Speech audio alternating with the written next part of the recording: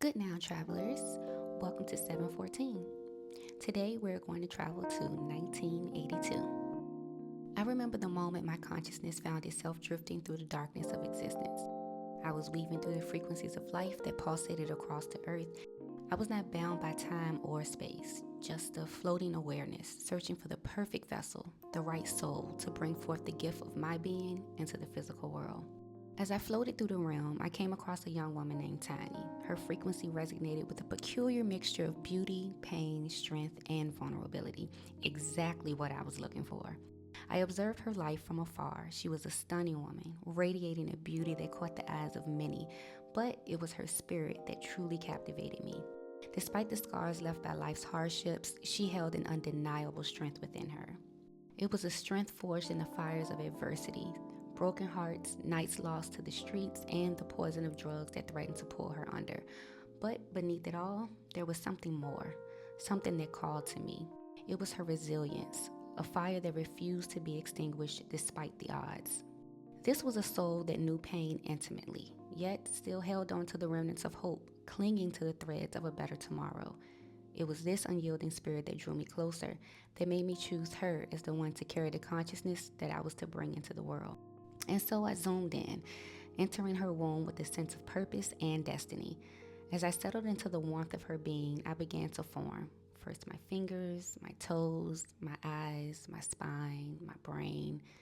It was a process that felt both familiar and miraculous, as each part of me came together in preparation for the life that I was about to live. Inside her womb, I could see fleeting images of what this physical incarnation would look like, glimpses of a place called Richmond, Virginia, where the echoes of the past still lingered heavily in the air. I could sense the deep history of the land, a place where my ancestors had once been sold, mutilated, and abused, where Black education had been disregarded and resources stripped away, leaving my ancestors to struggle for survival. It was the 80s, and I observed the chemical warfare that was targeted directly at my community, the crack epidemic.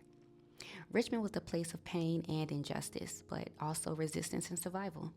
I knew that by entering this world, I was not merely becoming a new life, I was becoming a continuation of those who had come before me. I needed to carry their memories with me, to remember the struggles they faced and the obstacles that had been placed in their path. I told myself, despite what the system shows you, never forget. I needed to keep these memories alive, to understand that I was here not just to live, but to change things, to break the cycles of pain and suffering that had long plagued my people. As the summer of 1982 approached, I became more attuned to the world outside the womb. The environment was harsh at times, filled with challenges that I could already feel pressing in on us. But there was a constant soothing sound that kept me calm, a rhythmic thumping that resonated through my entire being. It was my mother's heartbeat. This delicate force pumped life into me, filling me with love and nourishment, preparing my mind and soul for the reality I was about to enter. Her heartbeat became my lullaby, a song of life that rocked me to sleep and gently woke me up every day. Even when things grew rough around us, that sound was my anchor, a reminder that I was connected to something greater, that I was loved and protected. It was through her that I began to understand the power of love, the strength it takes to nurture life in the face of adversity. Then the day of my incarnation arrived, what my ancestors call harvest season, Shimu. As I emerged into this physical realm, the world around me unfolded exactly as I had seen it from within her womb.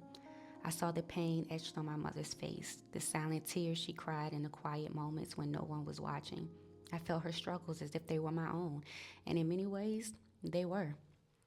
But amidst the pain and the challenges, there was also that lingering memory, that voice inside me that said, "You are here to change this." It was a mission, a purpose that I carried with me from the moment I entered Tiny's womb. I knew that my life was meant for something greater, that I was here to heal the wounds of the past and to build a new future, not just for myself, but for those who came before me and those who would come after. As I opened my eyes for the first time in this new world, I was greeted by my tribe, a circle of souls who had awaited my arrival with open arms. My grandmother's smile was the first thing that enveloped me, her wisdom and strength flowing into me like the Nile River. My uncles, strong and proud, stood by her side, their eyes reflecting the hopes and dreams that they placed upon me. In that moment, my grandmother chose the name by which the system would know me.